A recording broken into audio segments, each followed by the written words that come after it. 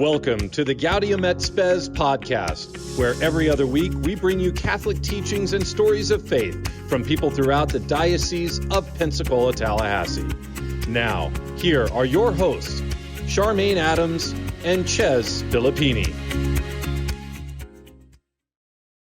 Welcome to the Gaudium at Spes podcast. I'm here with my co-host, Chez. Hey, Sharmane. Hey, good to be back again. It's so good to be back. Oh, yeah. And we are also joined today by an amazing couple from St. Paul's Catholic Church. Their names are JJ and Jamie Zielinski, and they're going to be sharing their story with us pretty soon. Welcome. Hi, thanks for having us. We are so excited to be here today and just very honored that you chose us to come and be on your show. Thank you. Yeah, thank you very much. Happy to have you. On our last episode, Bishop Bill actually kicked off his teaching series. And if you have not had a chance to view that or listen to it, please do so in the near future. Right now, we're going to circle back around to our stories of faith across the diocese. And JJ and Jamie are going to share a little bit about their journey, their individual path to the church, and their marriage, their daughter, and lots more. So we're looking forward to it. Yeah, some of y'all might have read The Compass back in 2017, the May and June, and JJ and Jamie were on the cover, and their daughter had just been born, maybe 9 months or so. And they got to share a little bit of their story, especially Jamie's conversion to the church and new parenthood, new marriage life, and stuff like that. But that was like 4 years ago or something like that at this point in time. So a lot of things happened. I imagine something has happened since then. Yes, a lot has changed in 4 years. So we get to hear, again, that story if you missed it in The Compass, and then also just kind of how married life has unfolded for them. So we're super excited to hear about that. Cool. Well, JJ and Jamie, here in the Gaudium at Spes podcast, we like to start out with the very first line of the document that our podcast is named after, which is Gaudium et Spes from Vatican II. And the first line goes like this, if you're a new listener. The joys and hopes, the griefs and anxieties of the men of this age, especially those who are poor or in any way afflicted, these are the joys and hopes, the griefs and anxieties of the followers of Christ. So we like to turn this into the old high-low game that if you've been on retreats, you've been on the diocesan marriage retreat before, just try to, what are our joys and hopes, our griefs and anxieties of recent history? So feel free to jump in. What's jazzing you up lately? Well, I have to say the biggest thing jazzing us up is our upcoming vacation. So as a married couple, I think we went on our honeymoon. And then as a family with just the two of us and our daughter, we haven't been on a vacation, just the three of us. Where are you headed? We are headed to Chattanooga. My son lives in Chattanooga. No way! Yes. I love that. Oh my gosh, you will love it. It's amazing. Not near as amazing as the Diocese of Pensacola-Tallahassee, but you will love it. We're really looking forward to it. Allie's the only child, and she's always tagging along with us. And, we haven't gone and done anything. We have a big vacation, so it just feels like the right time, and it's good for us. So we're going to take off and go show her some mountains and the aquarium and some museums and just really have a good time and enjoy it. Cool high. Yeah. JJ, you driving? No, we are actually going to fly. Okay. Anything over 6 hours, we don't like to do with Allie because she lets us know she wants to get out of the car. I recently had this discussion with a friend of mine who is a new parent. They're new parents, and they were going to Nashville, so not too far away. And they were convinced that driving was the only option, and they put out some advice. We were like, get an airplane ticket. Don't even think about it, because 15 hours in the car is a lot different than 4 hours of hassle in and out of airports. So you've made the right choice. Congratulations. Yes, I think so. Absolutely. We've kids growing up, we drove many times to Oklahoma to see family, and that's a 15-hour drive. So y'all are smart. Well, Sharmane, highs, lows, anything you want to share? Okay, I have a high. I was trying to think about my low, and this week I haven't had one. But my high is my husband and I just finished a DIY house project. So that's the first time that we ever did anything like that together, and it was super fun, I must say. Wow. We don't do a lot of home renovations together. No. That was our first, but it was good. Yeah. I remember we probably right after we first got together and I moved in with JJ, we were building a closet or something, and I was in there for about 30 minutes, and I was like, I'm out. You got this. It's like the same thing with buying a plane ticket. Sometimes it's better just to hire somebody to do it. Very true. Nice way to look at it. Yeah. Sharmane, What about you? Were you? Oh, go no, ahead, I want to sorry. know. Were you Chip or were you Joanna? Were you sledgehammering or were you like designing and stuff? I designed, Okay. but then I also I had a really cool role. So as my husband was like doing the jackhammering and all that, I had the vacuum cleaner, and I would put it up, and I would follow him down, and so I think I was like the one that didn't make messes. That's good. We all need those people in DIY projects, Right. Especially us men. Especially us men. That's right. Okay, Well, cool. Chez. Yeah, so I'm excited to announce the Filippini family is adding our fourth child, and to be expected at the end of December, early January. So we're having a little baby boy, and yeah, so we're super excited. The children. Lucia's 10 and a half. She's super jazzed. John Paul, because it's a boy, our 5-year-old, is pretty excited now. I don't know if he was looking forward to another girl. And Maria, our youngest, is not excited about giving up the little sister title. So we're trying to encourage that, but she's like, I little sister, not big sister. So yeah, Congratulations. pray for my wife. Yes. Thank you. Thank you. Congratulations. Yes. Prayers definitely for your sweet wife. Mm-hmm. Yes. Okay. So in 2015, you came into the church, and the Compass article talked about that, and also your marriage and that journey. But let's just step back a little bit, and if you can just share with our listeners about your upbringing and where you grew up, and kind of your faith experience growing up. Okay. You want to go first? You go ahead. Okay. So I was born and raised here in Pensacola. My family, for mostly the large part, all comes from here. But I was never really had much of a religious background. As my grandparents got older, they would go to the Baptist church around the corner, and they would take us every once in a while. So I have some memories from that. But for the most part, I did not know God. I didn't really know much about religion.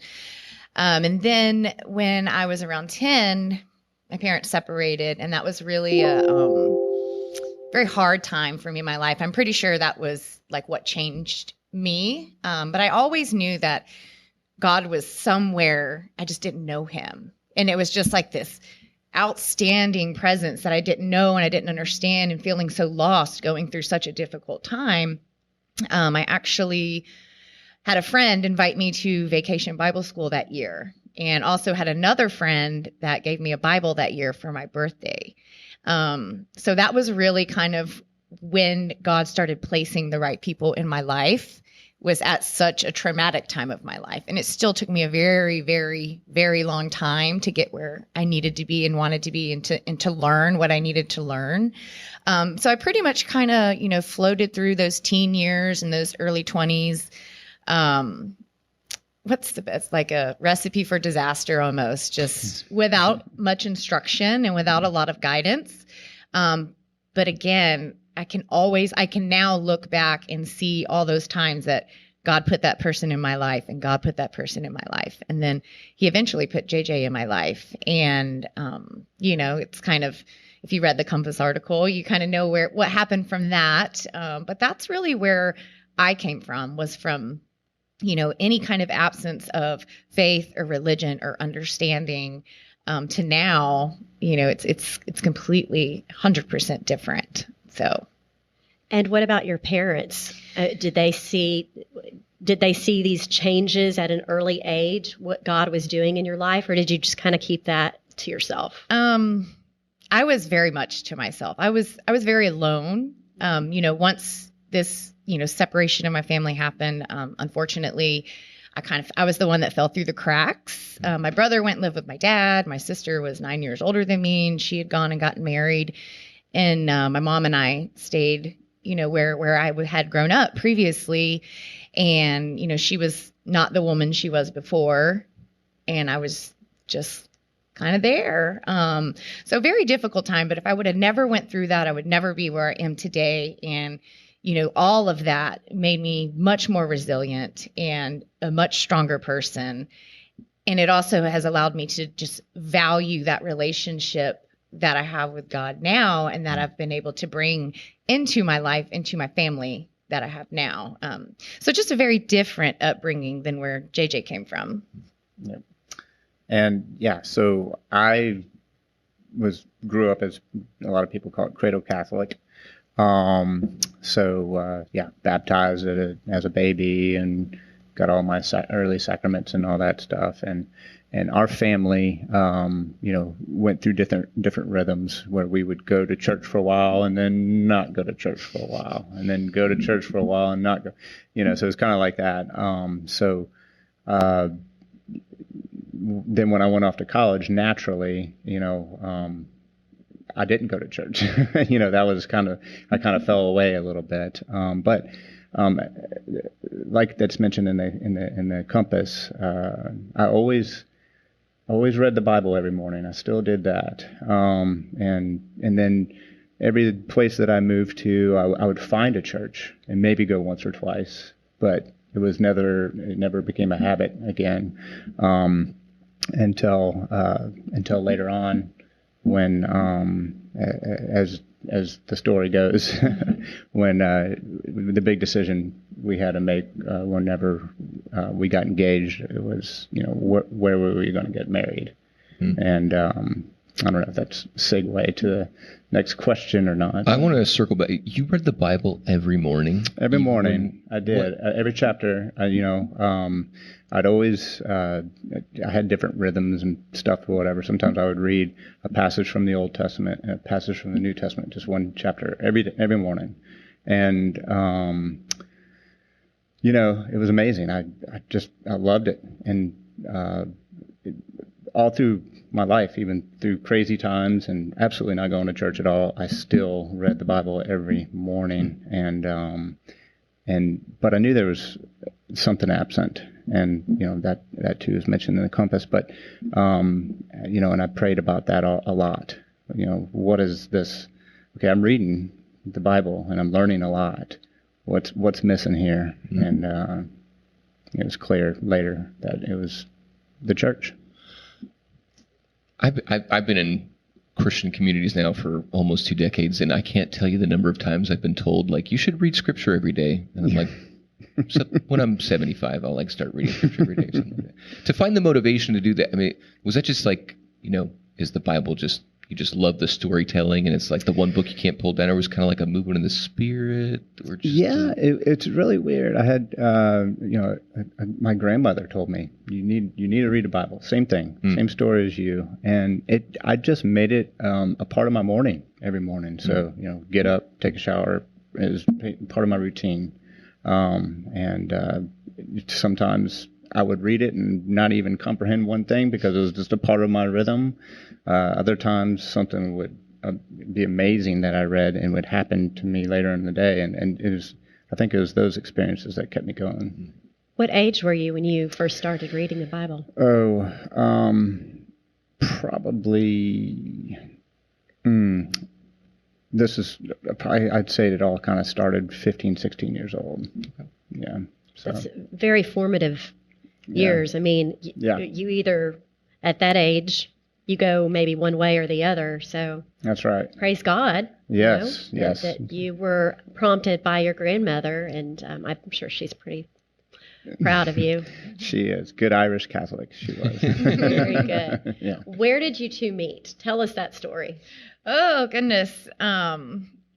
So it's funny that it took us as long as it did for us to meet, because we kind of had the very close circle group of friends that we both intermingled with. And I guess God knew what he was doing, because we always say if we would have met earlier, we wouldn't have been in the right place, at that right time. So, but we ended up, he's an architect, but he was also working out at the beach service. Some friends own it. And so he would go out there and set up the beach chairs. And, here I am, I'd go to the beach and hang out with him all day. And so we just started kind of talking, and all of a sudden he was around a lot more. Like I kept seeing him places, and I'm like, where is this guy? Like, why does he keep showing up all the time? But, and everybody just loved him. And I quickly found out why everybody loved him. And it's funny because I joke, it wasn't like love at first sight. Like, oh my gosh, it was something that really developed over just like little conversations that we would have, and we would hang out with friends, and he always made a point to talk to me. And so it just was kind of like this over time. It wasn't a long time, but every time I talked to him, I was so much more intrigued. And I'd kind of, gone through this path in my life where I was like, I'm done. I'm done with this. I'm really ready to like I need some peace. And I think those conversations were bringing me just a little bit of peace at a time.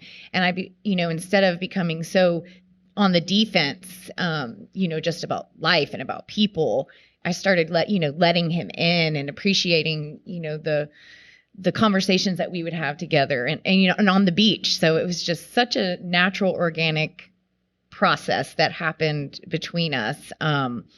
And I think, by the end of the summer, we were, calling ourselves a couple. So I would just have to say the beach would be that main, like, kind of where we spent the first year of our relationship. And are you from here? No, I actually grew up in Ocean Springs, Mississippi, on the Gulf Coast there. Yeah. So, but I've been in Pensacola for a long time now. So actually, we just figured out last night that I've lived in Pensacola longer than I've lived in my hometown in Ocean Springs now. Well, you're from here now, buddy. Yes. I told him, I said, you're always going to be a Mississippi boy. Absolutely. Don't worry. Absolutely. That's right. JJ, the story, she says, not love at first sight. Right. Was it love at first sight for you? And then you decided, Yes. He followed me around. Like, he stalked me. Well, anybody that knows me knows I'm not a patient person. Not but at all. I had to be patient here. I knew if I was going to get anywhere, I had to be patient. And that's what it was. Great. Yep. I think he used all of his patience up in that moment. Yeah. No, went back to being impatient. No, just kidding. But he was very patient. And like I said, it was a very organic experience. It was very different, I think, from anything that either of us had experienced before in a relationship. Mm-hmm. That's great. And then, so now tell us about, as your relationship moved forward, and were you still reading the Bible at this time, JJ? I was. And what did you think about that? I mean, not having a foundation, you did have we all have a foundation, but I know what you mean.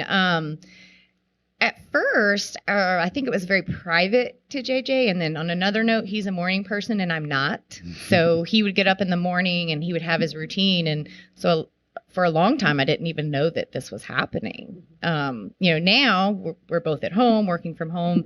And I see it all the time, and just the dedication that he has. And it is very much part of his morning. But I think the best way to describe it would be inspired. It was really inspiring to see his devotion and his faith, and just, and the stories and the lessons. And then he would come back and talk to me about it. So always, I like that. And now we try to, read together more. And we were doing really good for a little while. And then it's kind of, life happens and you get in and out of it. He stays in it, but, my groove is very much kind of in and out of it. But he's, very dedicated to it. And it's inspiring. And it's great to see that, as a father and a leader of our family, because our daughter sees that too. So I like it. Absolutely. That's important that she sees that, because she'll grow up seeing that. Right. Yep. And start reading herself. That's right. Yeah, I'm actually on the parish council with St. Paul's right now, and one of the biggest things I just got on that council, and one of the biggest things that we're kind of focusing on at the parish, we just recently did a survey, and one of the we found through that survey, in the Holy Spirit really, we found that the family as a whole is not solidly coming to Mass all the time. And so, whether it's the father out playing golf or going boating, and the mother's taking the kids to school, which it seems to be the case a lot. But yeah, to jump on your point, think it's so important for our kids to see both mother and father, worshiping and praying and stuff. Sure. Trying back, so the beach conversations are eventually successful. The engagement happens, and I think you already mentioned the question becomes, where are we getting married? What is this process? What's the conversation like? What's the hope? Where's the compromise? Yeah. So I think, at this point in our lives, we were what were we, 33 when we got married, and you were 40, almost 40. We're 6 years apart. So it was a later experience, growing up, all my friends got married, in their 20s, and here I am, like, just, running amok all through my 20s. And then, finally, at 33, so where were we? Where were we going again? I'm sorry. The question of where to get married. Well, where to get married. And then I think, so just at that later part in our lives, we were making different decisions. It wasn't like, we need to get married at the beach at sunset. It was, at least for me, and we started having this conversation walking our dog around the park. And it was, what is the rest of our life going to look like? How are we going to raise our kids?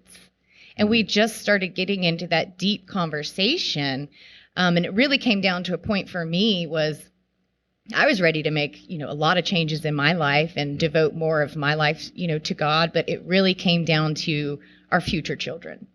That's what it was for me. And it was our future children. I need them to know God. I need them to know him from the moment they're born. I don't want them to ever question or not know or not understand. That was very powerful for me.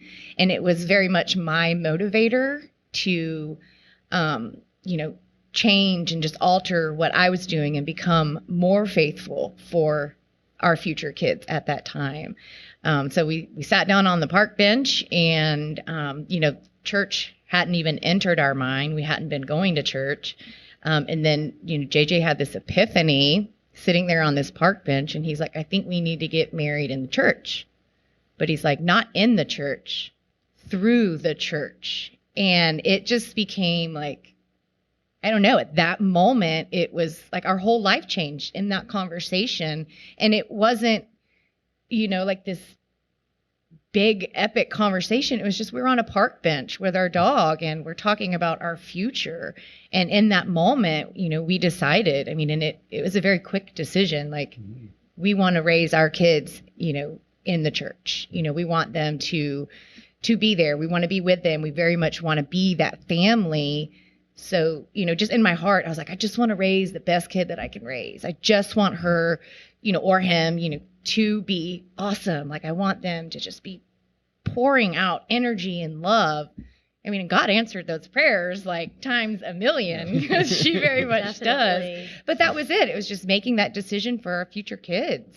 And then, what happened next? Well, it was, I think it was a little bit more of me kind of asking, hey, what do you think about going, getting married in the church, as opposed to saying it? Because no, you didn't say it. It was very much like, I think we need to do this. Because Jamie did make it clear, about our future and our children. We wanted to have children and everything, and what kind of environment we wanted them to grow up in, and so that's why it came to me. And it's you can call it an epiphany, but one of the things is like I mentioned earlier, I always read the Bible, and I didn't always pray after I read the Bible, but sometimes I did. And a lot of the times I found myself praying, there's something missing. I want to get closer to you, God. I'm reading your amazing story. So I guess the combination of what Jamie wanting to raise her child and the environment that she's talking about, and then my prayers, it's like my prayers are answered right away. It's, hey, there's let's get married in the church. Ask her that. What do you think about that? And I had no idea what her reaction was going to be, and when she was like, yeah, let's look into that. What do we got to do and all that. I tell you what, it was one of the most elated moments I ever had in my life. It was amazing, because I was like, oh my gosh, there's a chance. Okay. All right. Started getting excited. I was like, well, St. Paul, even though we haven't been together, St. Paul Catholic Church, it's beautiful. I can't wait to introduce you to this parish. I was not a parishioner at the time, but technically, but go every once in a while. So that's where we left off at that point. And then I was quickly terrified because I'm like, oh my gosh, what is happening? But that call and that love that God had put inside me, like, helped me to transition through that. I mean, I was nervous and I was terrified and I was scared, and I thought I was going to be judged. None of that happened. None of it. We started, that next weekend we started going to church, and other than like a very rare occasion, being sick or something, we never missed. It just immediately became, we're starting right now. And so then, we start marriage prep with Father Kevin, and he was just absolutely amazing and just very patient with me and understanding. And he really made both of us kind of dig down deep on, why are you doing this? And I think he saw that we really had that, genuine, this is really what we want to do. And he helped me walk through that process. And then I decided to become baptized Catholic. I had never been baptized as a child. And so here I am, coming up on 33, I'm getting married, I'm getting baptized, and it was a beautiful thing. But it was did I understand it all? Because it was such a whirlwind. Mm-hmm. And it was I want to say, no, you don't understand, because you really don't, because all the blessings and understandings that I have received since then has, now I know that I really understand it a lot differently. But it was really beautiful moment. Now, JJ, in the story, it talks about how you went through RCIA. Were you Jamie's sponsor, or okay? Yes. Okay. Yeah. So that probably, Jamie, was very comforting to you to have him by your side and go through that process with you. But JJ, you had no idea what was next in your journey through this. That's right. Yeah. Well, like Jamie mentioned, let's start back at the end of that conversation in the park. As soon as that conversation was over, I believe that was during a weekend, and the next week I immediately called the parish, and I was like, okay, let's get this going, before any minds are changed or anything like this, and that's how we got linked up with Father Kevin McEwen, so he kind of explained to us the process, but I do want to, quick side note, that I want to share, our first meeting with Father Kevin was really interesting. I think this was mentioned in the Compass too, but he immediately said, JJ, can we take a walk, as only Father Kevin can say, and I was like, sure. So Jamie was left in the room there, and we took a little walk, and looking back at it, I know exactly what he was doing. He didn't want this to be just another one of those marriages where people want the glitzy church marriage and then they don't go to church, and but it's and that's what he was making sure it wasn't one of those scenarios. It's a sacrament. The wedding, marriages. So, anyways, he told us, in order to get Jamie going, to get her baptized and everything like that, she needed to go through this RCIA program. And I was like, okay, great, let's get going. I'll go with her. And I was going to be her sponsor, so I went to all the classes with her and everything. And I tell you, that RCIA at that moment in my life changed my life. It did, because going back to having God answer your prayers, it's funny how God works. First he got us in line to get married in the church. That was number one. Number two was the RCIA, ever since that moment, I've been helping out with RCIA at St. Paul's. I haven't been, well, with the exception of last year with the pandemic and everything like that. I didn't do last year, but all the way up until then, I'd still like to help out with RCIA because it made that big of an impact with me. Just all the people in there. That was Father Doug was running that at the time, and Deacon Bill Wibbs, and then of course with Father Kevin counseling us, those three guys really just sculpted,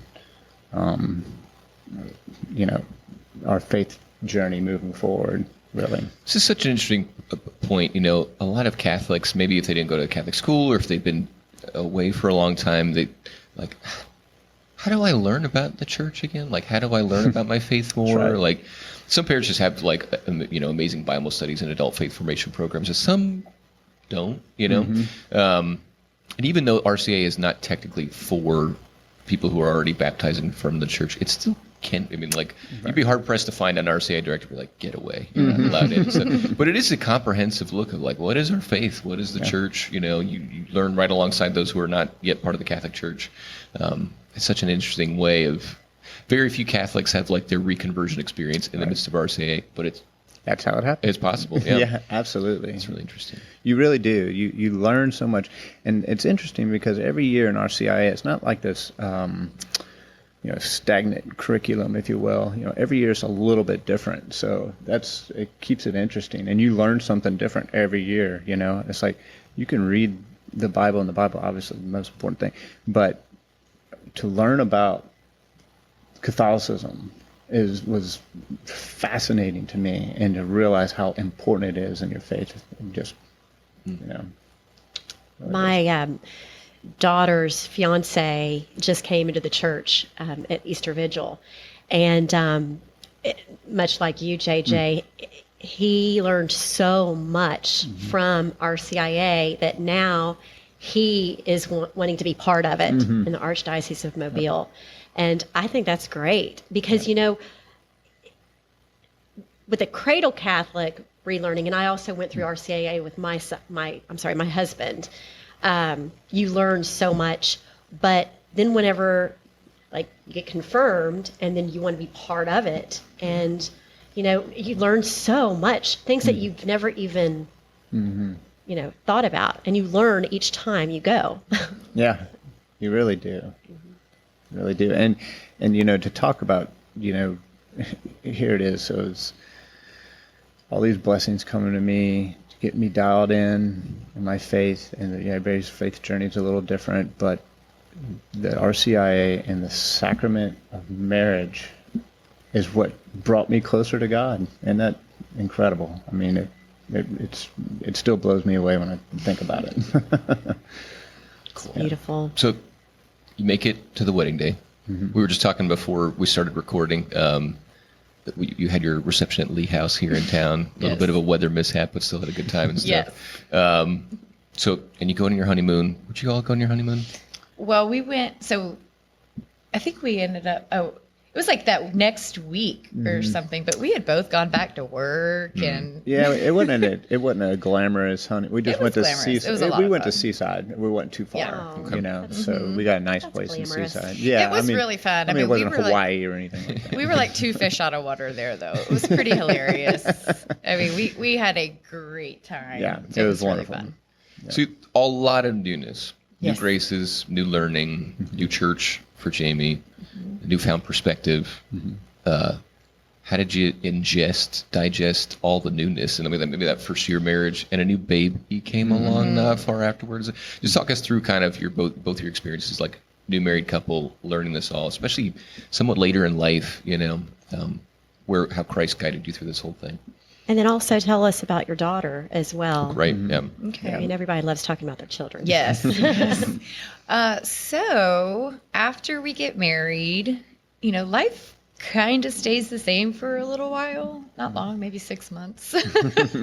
And, we knew right away that we wanted, to have children. And then, of course, us both being kind of controlled, we're like, okay, we'll get pregnant in this month. And I was teaching at the time. I'm like, we can get pregnant this month, and then I can be off on the summer. And no, God had his own plan. And so I was stressing about it. And wasn't getting pregnant. I was stressed, and I was trying to control it.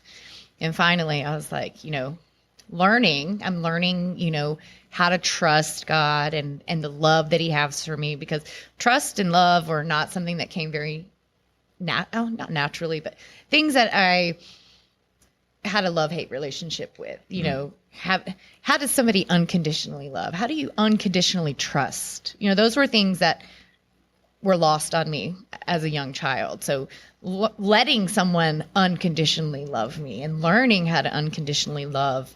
But he did. God made me a mother once we decided to stop trying to control it. So we stopped trying to control things and decided we were going to give it up to God, and he was going to either give us a baby or not give us a baby. And literally, we got pregnant right away, right after that. I have heard that before with other couples. Or It the was stress and the trying to control it, but then just letting go and letting God. Yep. It's amazing what he can do. Absolutely. Well, and then Allie ended up coming 3 weeks early. So, again, he's, God's doing his own thing. We were putting the car seat in the car, like I'm in labor, and we're putting the car seat in the car, like not even thinking that we could do it later, So, do you remember that? Yes. So yeah, and then, but let me tell you, becoming a mother and a new wife, all of this was such a new experience. I mean, and becoming a mother in its own changes everything. I mean, I was used to a life that was very selfish, for a lack of a better word. And then here, my entire body, my entire being, my entire mind, my entire soul is now keeping this other human being alive. It was very difficult. But you fall back to that grace and that faith, and just having that foundation and knowing that, God was at the center of our relationship, and knowing that God was going to be at the center of her relationship really got us through some of those hard times that you just really don't know how you're going to get through, because it's all so crazy, a new baby, and, a new life, everything's just so different. It was like, who am I now? Who am I as a individual? Who am I as a woman? Who am I now in my career? Like, all of these things kind of all started happening at once. But I just always went back to that faith and that just grounding thought that God's in this with us. Like, we did this with him purposely. Like, this is like what we chose. We chose this. And so I just kept going back to that in my mind, and just knowing God's there. He's there. Like, we made this commitment. We did this, sacrament of marriage. And that's kind of what got me through, was just kind of always having that thought, like, he's got us. Like, I know that I'm taken care of, and just, kind of keep moving forward and rolling with the punches, because it's life, you have, and as my sister-in-law said, she's like, this too shall pass. And, one phase would happen and you'd get through it and you'd be good, but then here comes another one, and you're going to get through that one too. So just constantly having that reminder really helped me a lot. Definitely. And I think a lot of people can relate. Parenting within itself can be challenging, and especially just, being newlyweds and then moving into that next phase. It seemed like you just had a lot of newness, and you were trying to grasp the new identity with God as the center, and being in the center of your marriage. Yeah, I don't really know how it would have played out if we wouldn't have chose the path that we did. I mean, now, like, I don't know how people do it. I don't know how people can go into a marriage without God right there with you. Because, I mean, I lived for 33 years without him by my side, and it was really hard. And I'm not kidding you. The moment I chose to, like, let God take take my heart and, like, really give it, that was, giving it to another person's one thing, but giving it to, God, like something that you literally have to mentally try to process. And, all of that was so foreign to me. So just having him unconditionally love me, and then having a child that is unconditionally loving me, it was like God unconditionally loves me. And so that was like kind of an epiphany for me through those difficult times was I was learning how to love, and I was learning how to completely trust. Like I had to completely, trust for JJ to, he was beginning to go out, he's starting to, leave where he was working and go out on his own. And we have a brand new baby, and our parents were like, is this the right thing? Da, da, da, da. And we're like, yes, we followed our hearts. And so Allie she was not even 2 or maybe 2 years old. And he went out on his own, started his own, business as an architect. And this was like November 1st, 2.5 years ago. And I was currently a teacher and very unhappy in my job and what I was doing, just very unhappy with where my career was going. It was going nowhere, unless I wanted to go back to school and become an administrator. It wasn't going anywhere. And so I did a lot of praying at this point, because it again goes back to that, who am I? Like, I have all this amazing life. I have this amazing baby and amazing husband, but why am I, why? And so a lot of prayer, like, God, get me through this. And he showed me where I was supposed to go. I got a new job. So within about 2 or 3 months of him getting a new job, I completely, we had that faith together and we just talked about it. And it was like, this is how it's supposed to be. Like, God put this here for us. Like, it's okay that we both have 2 brand new jobs and this, 2-year-old kid.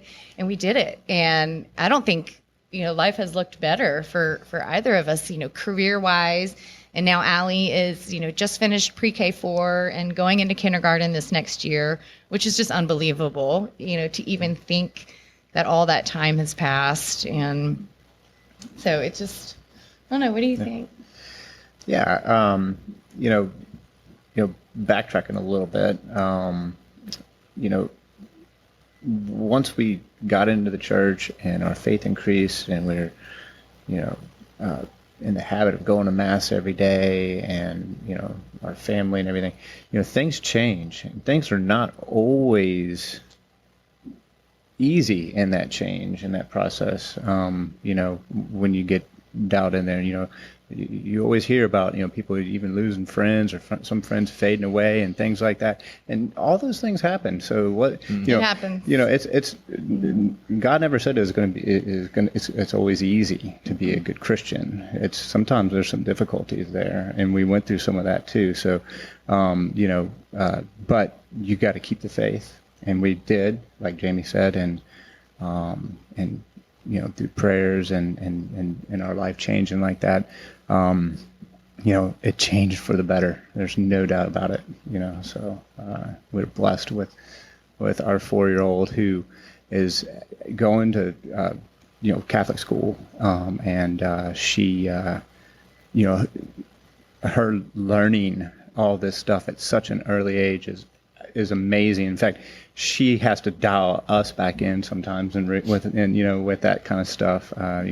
We just had our dog pass away not long ago, and I tell you, who would have thought that it was your 4-year-old that did the best at helping you with that grief. She was wow. Yeah, she basically said, "Hey, Dad, it's okay. He's with Jesus right now. And that's you're just like, gosh." Man, all right, we're doing the right things. Amen. Yeah. And it's beautiful. Last night we were at a friend's house.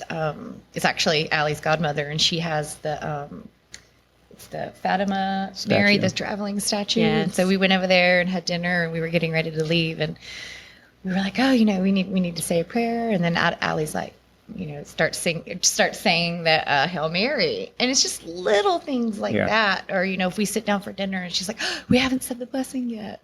Like she is absolutely filled with the Holy Spirit, and she wants to give it to everybody. And it is amazing to see like what she has become just within this last year. And it all went back to that night in the park. To that conversation. When Jamie said how she wanted her children to be, and gosh, it's funny, you don't even think about those things when you're about to get married. Mm-hmm. Well, at least I did, Jamie did. And boy, has it come true. And it has been a blessing. I just want to revisit real quick the questions that especially Jamie, uttered so far, which I can't tell you how awesome it was to hear those. So how do I unconditionally love? How do I trust somebody? Who am I in all these different roles and stuff? A lot of, for folks who go through the conversion process, again, I like you, JJ. I grew up cradle Catholic. I never really had that kind of real shift, but I think people underestimate how much of a sea change in mentality can be, like new converts in the church and stuff, plus all these other roles. We are called to ask and wrestle with these questions. Like that's the substance of the Christian life and I think when you become a parent, especially, I remember very clearly being like looking at my firstborn and being like, well, everything is different, but as far as like, do I know how to bring that question before God and let him guide me through that whole thing? It's one thing that doesn't necessarily get taught in K through 12 Catholic school. It's sometimes maybe in the best ones in our schools, but those types of like when your identity is thrown into a different perspective, that's exactly where God is being like, this is where I want you to come to me, and like just this question has been planted by me and you. So I'm so glad. I think a lot of mothers too. I mean, like I've only observed my wife, but you're like your whole being is so involved, and it does bring up these questions like, what am I? Who am I? What is my life again? Who's it belong to? Who, Yeah. But there are answers in prayer, and at least in the journey of prayer. Anyhow. I loved how you mentioned 2 times about the Epiphany. Yes.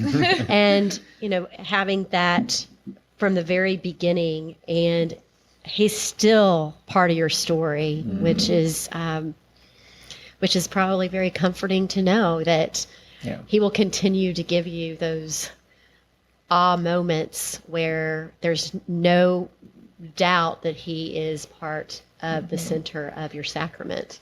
Absolutely. There's so many times that we all let the anxieties of the world get to us, and then here we are on the outside trying to control things, and then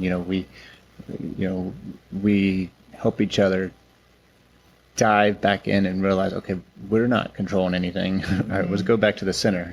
Christ is the center, and that's when peace will come, and things usually always work out. So. Yeah. And I read this somewhere, but Allie's godmother and I talk about this all the time. Our job as a married couple, and as parents is I'm bringing him to heaven, and I'm bringing my daughter to heaven, and like learning that that's what we're called to do. Yeah. Again, it was mind blowing for me. And it was just one of those moments where it's like, this is it. There's no question. Like, this is how I'm supposed to be living my life. This is what's going to bring me happiness, and this is what's going to bring me peace. And it absolutely has. And it is, again, it doesn't come without struggle, and it doesn't come without hard time and losing people and grief and struggles and arguments, even between us. But it just going back to that peace and like knowing that you have that foundation and that center really keeps, our family together. And we see, other people, friends, that don't have that same, connection that we have, and their lives look very differently than ours. So, I pray that, everybody can come to find that love and can come to find that trust. Because, even me, somebody who, thought I was undeserving of it, and then you learn that you are deserving of it and that it's given to you no matter what. That's pretty amazing. And it changes my life, and it still, it gives me chills every time I think about it, and just like how much it changed my life, and, how much we are trying to instill that into our daughter now, like you love everybody unconditionally. Like it doesn't matter. She had a friend that was acting up in her class, and it's like, you're still her friend. You still love her. It doesn't matter. And kids like to say that you're not my best friend anymore. And she gets mad at us, and she'll do that. And I'll be like, honey, I'm still your best friend. I love you more than anything. Right. But I don't know. That unconditional love is just an amazing thing. Sorry. It is those. I've had those moments already where you see the difference already in a classroom setting like that. What do you teach your kid to retaliate and cut off and say like, well, get back at her, Yeah. I think some parents, I have that, I don't want to see my kid made fun of, not the most popular or something like that. Get back at them, you don't need them or something like that. But to have a different response, it doesn't come naturally. No. It doesn't come naturally. That's really amazing. Yeah. Well, thank you both so much for sharing your faith journey, your story. Just your marriage is beautiful. It is anointed, and I just love how you do focus on God being the center in all things, even your daughter, and it's just great. So just continue to do what you're doing because your light certainly shines. Thank you so much. Thank you. It's an honor. Thank you. Absolutely. So in 2 weeks from now, Bishop Bill will be back on with his teaching series. So we hope that you will join us then. Thank you for joining us today. Thank you for tuning in today to the Gaudium et Spes podcast. If you would like to know more about our podcast, please visit gaudiumetspes.net or go to ptdiocese.org and click on the button that says podcast. If you listen to the audio version from an app such as iTunes, Stitcher, or Spotify, be sure to rate, review, and comment. If you watched us on YouTube, make sure you like and subscribe or leave us a comment there as well. Thank you for joining us.